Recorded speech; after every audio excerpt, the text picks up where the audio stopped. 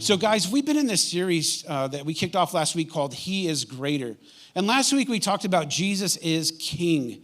And why is this so significant? One of the things that really stood out to me is that because he is king, he has all authority, he has all power, and he has all dominion, and he has the final say. He has the ability to open the doors, right, or to shut the doors. And the beautiful thing through Jesus is that Jesus opened the doors to the kingdom, that he's welcomed you and I in, that he said, hey, if you thirst, come to me. If you're hungry, man, I'm your source. If you're naked, you're poor, you're cold, come to me. It's in my kingdom that you are going to find what you need, that you are going to be received. I don't know about you, but one of the hardest things to deal with in life is those feelings of rejection. How many of you out there have ever been rejected? Yes, come on, hands are all up and they should all be up. It doesn't feel good. But the beautiful thing about Jesus is the fact that he is greater, that he is a king that has a kingdom that is one that receives everyone. What an amazing thought. And we also learned that he also has the final say. And so our action point last week is we understand that we come to God and we grow intellectually and we also grow interactionally with him. That we learn to yield our lives, not only amassing information. Church folks love to amass information. We love reading books. We love podcasts. We love watching messages. We love to learn things. But here's what marks true believers of Jesus Christ, true disciples, is that we interact with him and we live for him. And how does that look? Is that, as we learned last week, that we surrender everything to him. We live a life where it's like, God, if it's your way, that's how we're going to do it. If this is what you're calling me to do, then that's what I'm going to do. And today we're going to make a little bit of a transition, but before we do that, I want you to see this. In 2 Peter 1:3, this is really the launch verse for this series. As his divine power has given to us all things that pertain to life and godliness through what? The knowledge of him who called us by glory and virtue. That the way that we unlock this divine power that he's made available to you and I is that we grow in our understanding of who he is. That we grow in our understanding. And it's not just knowledge that we embrace and learn, it's the knowledge that we apply about him. And so this is where we're launching from today. He's king. But today we're going to be entering into the second gospel, and it's the Gospel of Mark. And we are going to learn today that Jesus is greater because not only is he king, he's servant. Okay, he's servant, that this is a part of who he is. And in the four gospels, the writers are going to give us a portrait, different portraits that will come together that create a greater picture of who he is. So we saw him as king, and today we're going to see him as servant. And why is this so important? Why is this a big deal? Because this is what a servant does. If I can get my definition up. Servant is one who is able to help you achieve more than you can on your own. How many in life need some help? Come on, anybody out there? Yes, there's hands all over this place. We need help to move at times to accomplish what God has called us to do. Sometimes we just need help because we're in a tough spot. We've got some challenges in our finances. Maybe you have some challenges in your body, challenges in your relationship, challenge in the workplace, challenges in school. You have some things that you've realized that on your own, you are stuck. You've hit a border. You've hit a boundary, a door that you can't seem to break through. But what's really cool about a servant is one who is able to help you achieve more than you can on your own. And so Jesus as a servant, coming to us as a servant, he has come to humanity to do for humanity what humanity could not do for itself. Let that sink in just for a moment, is that you are not alone and that God came in the form of flesh by the name of Jesus, by Yeshua. He came and he lived this experience. Why? Because part of that was that he wanted you to know that he has come to do more for you, more for me, more for humanity as a whole than we ever could on our own. That he loved us so much, he's so much greater that he would not leave us alone. See, in all other earthly kingdoms, all kingdoms throughout history, whoever is at the top serves themselves. And not only do they serve themselves, they have others serve them. But Jesus came with a different mindset. And in the book of Mark, we see in Mark 10:45, this was the passion that Jesus came with. Is for even the Son of Man did not come to be served, but to do what? but to serve and to give his life a ransom for many. Guys, this gives me hope. This gives me hope that our God is so great that not only is he king, but he came to help us do more than we could on our own. Are you guys getting this morning? Yes? Okay, we're tracking. So as we look at Mark, this is what sets Mark apart from Matthew. In Matthew last week, we learned that Jesus came as king. So there was a royal genealogy, right? It tied him to the bloodline, the lineage of King David. And we learned that kings are not appointed, they're not voted in, but what are they? They are born kings, right? But what's interesting about Mark is not trying to make the case that Jesus is king. He's trying to make the case that Jesus came as a servant to all. And so when you open up Mark and you go to the very first chapter, you are not going to see a royal genealogy there. You're not going to hear stories about the wise men, the magi coming. You're not going to hear about an angel appearing to Mary. You're not going to hear anything about that. Why? Because the lineage of a servant doesn't really matter to most people. So what he's saying is he came as a humble servant, where in the last book he was represented as a powerful king. And so what we do see in Mark, though, as a servant, is we see that Jesus came and simply got busy. So when you start in that book, what you're going to find is the story of John the Baptist. You're going to see that Jesus was baptized. And then you're just going to, right out of the gate in chapter 1, you're going to see that he just starts doing miracles. He just starts getting on task with what he was called to do. He came here with a mission. He came here with a purpose, and he simply started fulfilling it. So in verse 14, I'm not going to bring these verses up, but if you want to jot them down, you can write this down. In verse 14, we see that Jesus begins his ministry. In verse 21 of the very first chapter, he casts out an unclean spirit. So he delivers someone from a demonic spirit. In verse 29, he heals Peter's mother-in-law. In verse 32, he begins to heal many other people, even on the Sabbath, which really, ticked off the religious leaders. We see in verse 35 that he starts preaching throughout the area of Galilee. If you've never been there, it's just this giant lake, and there's like cities that line it. And so he just starts doing ministry around Galilee. And then in verse 40, he cleanses a leper. So as you can see, this is very, very different from Matthew. Matthew has this real big story that leads up, and it shows us who he is. But Mark is, it's just, hey, he came here to do something, and he's accomplishing it. And you know what's really interesting is that you look at the people who wrote these Gospels, the 4 Gospels, it'll tell you a little bit about who they are. See, Mark is the writer of this gospel, and he wasn't a disciple that walked with Jesus at that time. He was actually one who walked alongside Paul and went on these journeys, these missionary journeys. And one of the things that really stands out to me is, as we say this often, is that people don't see life as it is, they see it as they are. And see, John Mark is who we believe, the scholars believe wrote this, is he was one that was a servant of God. He was one that went out there and he took a beating. He was the one that was out there and he was with Paul and they were doing their thing.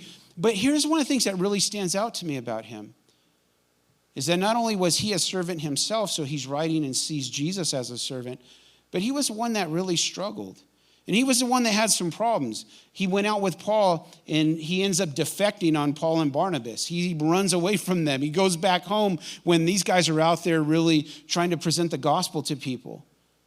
And even so much so that when, Paul got a little distaste for this guy and didn't really like him. How many of you guys really, you don't like people that are not loyal? Anybody out there, am I the only one? Yeah, it's hard to deal with people that aren't loyal. People that just do their own thing, they say something and then don't do it. Well, that was Mark. He said, yeah, I'm going to go with you guys. Take me with you. And then he ends up bailing on him. And it causes a rift between Paul and Barnabas when Barnabas wants to take him out again the next time.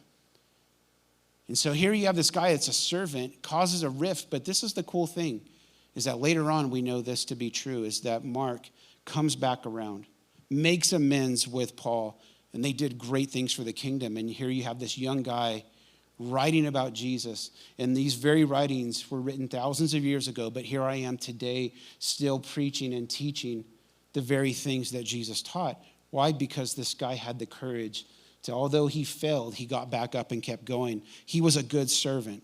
He was a good servant of the Most High God. And so he wants us to see Jesus in the same way. And see, and when Jesus came, what he was doing is he was doing, you say servant. I want to use the word ministry because a lot of times we don't understand, I'm serving in the church, but really it boils down to this word called ministry. And what is ministry? Let me just define this quickly for you. This is what Jesus was doing. This is what others did, and this is what we're called to. Is that ministry is when heaven's resources touch earthly needs.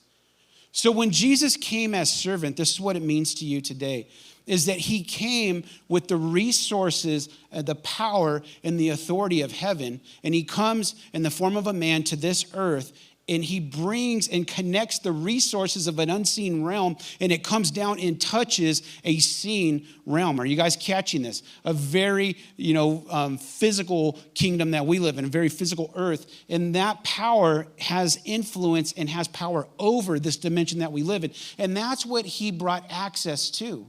And so that was the thing that Jesus was doing. And I want you to know today that in our lives, this is what it means to us as him as servant, is that he comes and he's ministering to you and I. He's ministered to you and I. All throughout history, he's ministered to people. What has he done? He's connected the resources and the power of heaven to the people, which he has authority to change everything. And see, we see that when Jesus got involved, wherever he went, there were healings. If somebody had a leg or they were crippled, right, he brought the resources as a good servant. He came to serve people, to help them do more than they ever could on their own, to say, you know what, you're laying down in the name of this guy that I come in, you rise up and you get up and you walk, right? It wasn't this thing of, I'm just doing magic tricks. No, he was bringing what heaven is. What is heaven? There is no sickness. There is no pain. There is no suffering. There are no more tears there. So he's ushering in a different kingdom. We learned last week he is king, but he also is connecting us. Are you guys getting this today?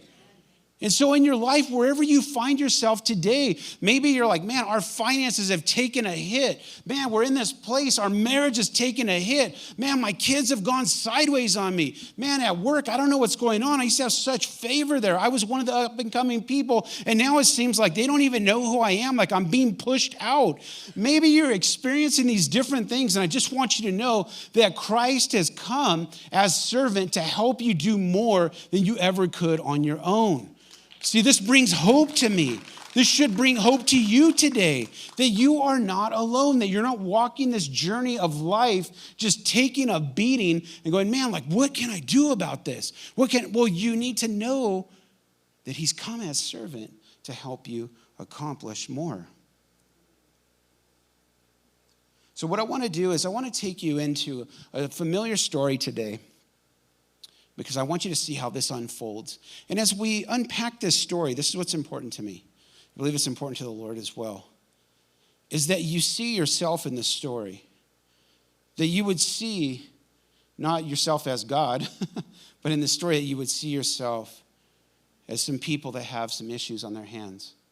So if you would, go with me to Mark chapter 5, and we're just going to stay here today. We're just going to work through about six verses in this passage. So in Mark 5, 21 through 24, it says, Now when Jesus had crossed over again by boat to the other side, a great multitude gathered to him, and he was by the sea. And behold, one of the rulers of the synagogue came, Jairus by name. And when he saw him, he fell at his feet and begged him earnestly, saying, My little daughter lies at the point of death. Come and lay your hands on her, that she may be healed, and she will live. So Jesus went with him, and a great multitude followed him and thronged him. You know what's really interesting is that you see this guy. His name's Jairus. He's one of the leaders in the synagogue. He would be what you and I consider a religious leader, maybe a pastor, maybe a worship leader, somebody who works in the church. And what stands out to me right here is that he comes and he has access to Jesus. And I believe that some people may even made way for him because of his position. Right? Jesus is a religious ruler. This guy's a religious ruler. Like, hey, you guys got to meet. He should have access. And I believe that what God wants you to see today is that my prayers as a pastor are no stronger than yours. And my access to God is no greater than yours. Often what we'll say is, well, you know what, if I prayed or if I was a worship team, if they prayed, I'm sure that God would answer their prayers sooner. I'm sure that God would give access to them or that he would hear the pastor more than me. But guys, I want you to know today that the same Holy Spirit that raised Jesus from the dead, that same power that was made available, that power is made available to me, but it's made available to you. There's no difference. The difference is, will we trust and will we believe? And this is the thing that I see with him, is that this guy had renown, this guy had access, this guy had prestige. And so he comes to Jesus, but this is really where we got to go today, is that this passage comes to a screeching halt, almost like a record scratch moment, okay? Because you're reading this and it's like, okay, well, hey, let's go to Jairus' house. That makes sense. Jesus would want to be around religious people, right?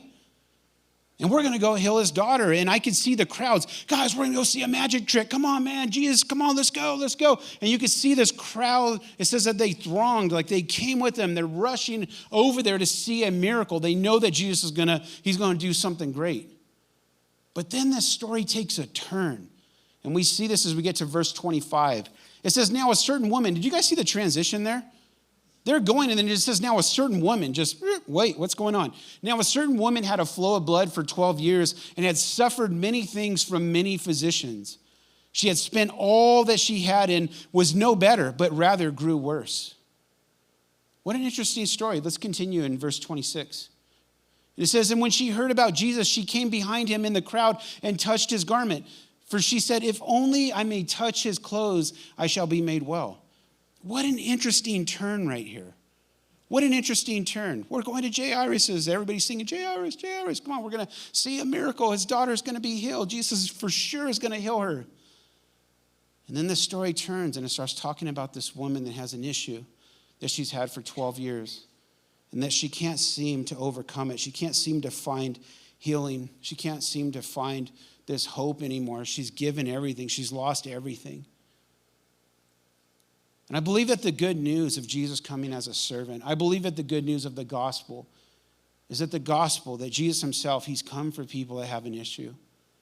He's come for people that have issues. And that wherever you find yourself today, that he's come for you. And he's come to do for you what you couldn't do for yourself. That he's come for me to do what I couldn't do for myself. And I love this because when we look at this story that the writer, Mark, he's like, wait, I want you guys to see something. I want you to see something that maybe you've never seen before. That Jesus was not so concerned only with the important and the elite, but that he was also here for us, those who aren't important and those who aren't elite and those who don't hold those high positions. He came for us too. That's what he wants you to see, but it's not just Mark wanting you to see that. It's the Holy Spirit wanting you to see that. That when you feel forgotten, when you feel overlooked, when you feel insignificant, when you walk into a room and you're like, man, nobody even noticed me. Even though I walked to the front, they would look right past me. When you feel like there's opportunities come and everybody else seems to get the opportunities, and for you, just for whatever reason, just the doors don't open, what he's trying to say is that God has come to open a door for you, and perhaps the most important door. He wants you to see this today. I want you to see this today, that he has come for people that have an issue, just like the woman who had the issue of blood. He's come for you. He's come alongside you and to help you do more than you ever could on your own. So what does this mean? I have 3 things that I want to share with you today in our short time. What does this mean to you and I, that Jesus came as a servant? Well, when we look at the story in Mark 5:21, let's look at that one more time. Just now, when Jesus had crossed over, or actually, we're not going to go there. Let's go back to the 25. Now, a certain woman had come with an issue of blood or a flow of blood for 12 years and had suffered many things from many physicians. She had spent all that she had and was no better, but rather worse or grew worse. I want you to see something here. Is that number one is that you need more. That you need more. That's the point, is he came as a servant because you need more. See, this woman, she had given all that she had and she still came up empty. She had saw every single doctor that she could. She had spent every amount of resource that was in her pocket, anything that was available. She had expended it all, but yet she still needed more. And I would venture to say for you and I that even when we try to do our own thing in this life, when we try to finance things, when we try to make the marriage work, when we try to create a space or an open door, we will always find ourselves needing more. And the same thing with the woman with the issue of blood is that she needed more, and so do you and I. See, and we learned last week that by his divine power, he gives us everything that pertains to what? This life and godliness through what? Through the understanding of who Christ is. It's that unlocking that. And this is what I believe is so amazing is that we unleash the power of God in our lives when we begin to understand that he is the one that has what we need. And the problem is that when we have little understanding of who God is, we become independent of him. But when we have great understanding of who he is in our lives, what he means to us, and what he has the capability of doing, it creates a greater dependence. And I believe that in this moment that this woman with the issue, she realized that Jesus was greater. She realized that he was more than she had ever thought, that he had access to more. See, when her understanding increased, when she started hearing, this guy heals, this guy doesn't let people down, that when he heals, that the healing sticks, that this guy casts out demons, there's an authority on him, there's a power, but yet I sense that there's a compassion on him. Her greater understanding drew her to him to receive her miracle. And so in the same way, I'm just simply here to say today that because Jesus has come as servant, he's come because you need more. Because I need more. And as our understanding increases, we learn to trust him, that we move away from this independence of God to a place of dependence. And in that is where that power for things to change is activated. So I want to embrace this, because what we see in this scripture, if I can go back to her story in verse 25, is that she had suffered many things from many physicians. Isn't it really interesting that when we don't understand who Jesus is and that we truly can rely on him, what do? We try to find what we need in other places. We try to find it from other people and other sources. And I think that it's really sad, because when you look at this, it says that she had suffered many things from many physicians. How many of you have suffered from other people? You leaned on that spouse and he left. You leaned on that girl and she left. You leaned on your parents and they're not there. You leaned and you trusted somebody, or you allowed them to take advantage of you unknowingly. And you find yourself having suffered in this lifetime at the hands of many people who said, I can fix you. They said, I can help you. But they have always let you down. This is what the world brings. And what Jesus came to say is that you don't need more of this world. You need more of me, because I've come because you need more. Here's the second thing that we learn from this passage today as we look, is that Jesus is near. I just love this. Jesus is near. In Mark 5, 27 and 28, it goes on to say, when she heard about Jesus, she came behind him in the crowd and touched his garment. For she said, if only I may touch his clothes, I shall be made well. You know what the beautiful thing about Jesus coming to earth is, and Jesus coming as servant, is that he's made himself near. And because he's servant, if I get my next slide up, because he's servant, he purposely positions himself within reach of those in need of help. I love this, that he's there and he knows all things. He knows he's going to Jairus' house to heal his daughter. But the beautiful thing is that he positioned himself. We're talking about God, the creator of the heavens and the earth. As we'll learn in John, that Jesus is the one who created all things. And understand this, that he puts himself in proximity to the people who need him most. He lands in these dusty, no-name places around no-name people that have issues, just like you and I. And he puts himself close in proximity. Why? Because he's making himself near and he's making his power available to them. And he does the same thing to you and I. As servant, he's come and he's made himself available. He's put his presence in our midst so we can place a draw on him through faith. I just love this. We see this with the woman with the issue of blood. She's right there. It says that she comes up behind him. If we can go back to that verse.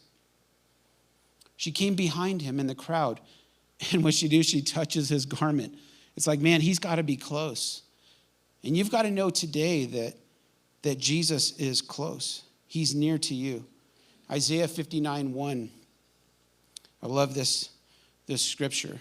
It says this, behold, the Lord's hand is not shortened, that it cannot save. Some translations say he's not too far away. His arm's not too short to reach you. It says, nor his ear heavy, or some translations will say his ear is not dull, meaning he can't hear you. It says, no, he can hear you. It says that it cannot hear. So understand this, is that what God is saying to you as servant is that you'll never be outside of my reach.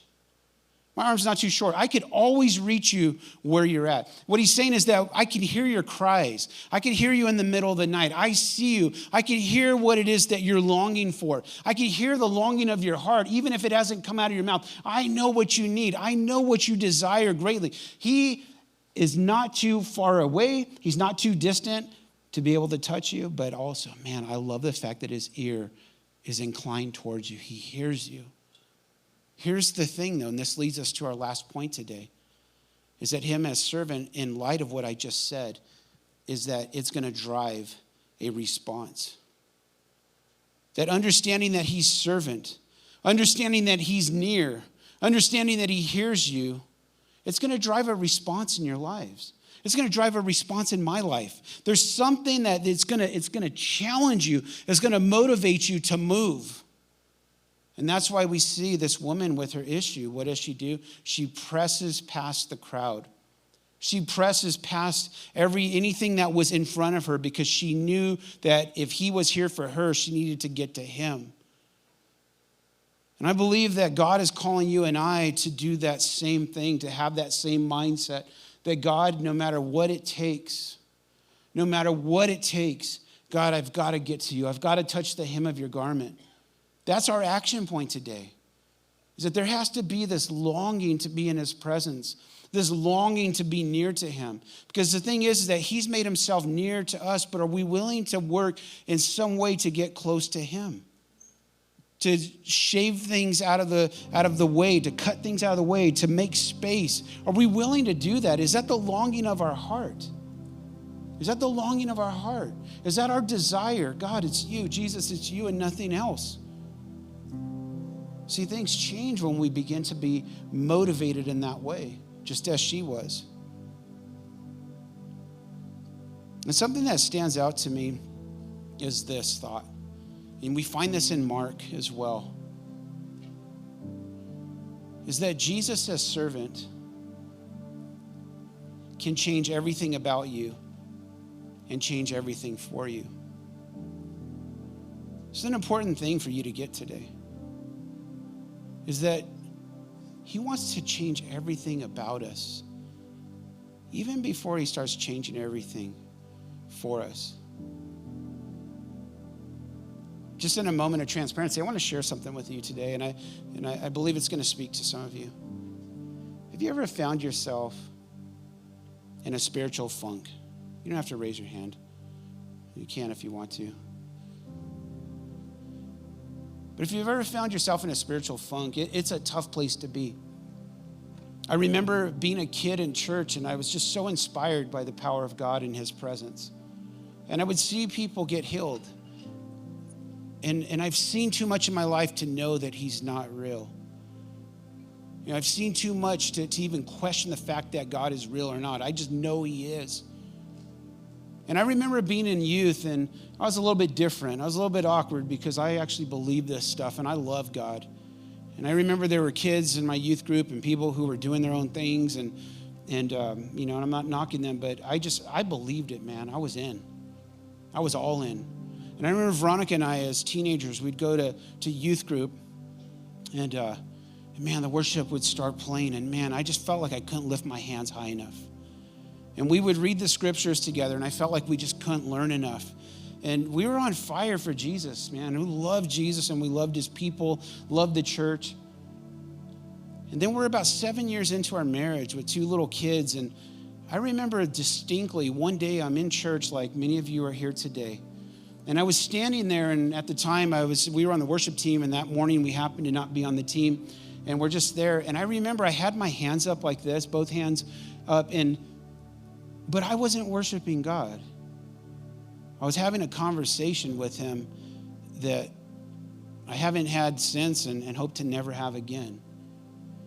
And I remember standing there, and this is what I said as I'm looking around, and I'm looking at other people, and it looks like everybody's doing their thing. I even look like I was the part. And I remember saying to God, is this all there is? Is this all there is? And I remember saying this, I love you and I'll serve you all the days of my life, but if this is all there is to Christianity, if this is all there is to our relationship, then I'm sadly disappointed. And I was in a funk. And some of you are in that same place today. You find yourself in a funk. You identify with what I just said. There was a day where you couldn't raise your hands high enough. There was a day where you couldn't wait to get home from work because you're like, man, I'm alone and I can pray. There was a day where you were intent in being in the scriptures and you were highlighting things, but now that Bible just collects dust. That app that's on your phone is the least touched on your phone. And I'm not saying this to bring condemnation to you. It's a wake-up call for many of us to understand that he is near and that he's servant and he's come to help us do more because we need more. We need a fresh touch from God, that we need to know that he's got plans and that, man, like we've got to lock in. Like there's got to be a motivation and a drive. And I remember it was in that time, man, I just felt like so disconnected from God. The beautiful thing is this, is that within 2 weeks of that time, there was some shifts that started to happen. And there was an opportunity that presented itself for Veronica and I to go to this small group, and it just wrecked my life. I say during that time, and I'm talking in a good way, that encounter with the presence of God, 2 weeks after me just crying out and saying, man, is this all there is? And I think that there's some of you in here today that are saying, is this all there is? Just getting up early and coming to church and taking a seat and just doing what we do. Going through the motions, checking the kids in, picking the kids up, going to lunch, and then carrying on with our week and paying our bills. And you're just going like, can I ever get back to that? Can I ever get back to where I was? I'm here to tell you, you can. Because he's servant. He's come alongside you and I. He's the difference maker. He's the way maker, church. And it was in that time that I often say that God really started to uproot some things that were really twisted in my life. I had moved from a point of this genuine, just childlike faith into being more concerned with Bible translations and being the measuring stick of these people are wrong and these people aren't, and these people are too Pentecostal and these people are too stuffy. And I got way off of what Christianity actually is. It's coming to him as a child and saying, God, what is it that you want? The simplicity of faith that when I hurt, I cry out to him with the expectation that he's going to fix it. He's going to heal the wound. That when I feel alone, that I have this expectation that, God, you're near and that you're with me and that your word is true, that you'll never leave me nor forsake me, that you're near to the brokenhearted. That when I feel afraid, that I don't need to fear because that's not of your spirit.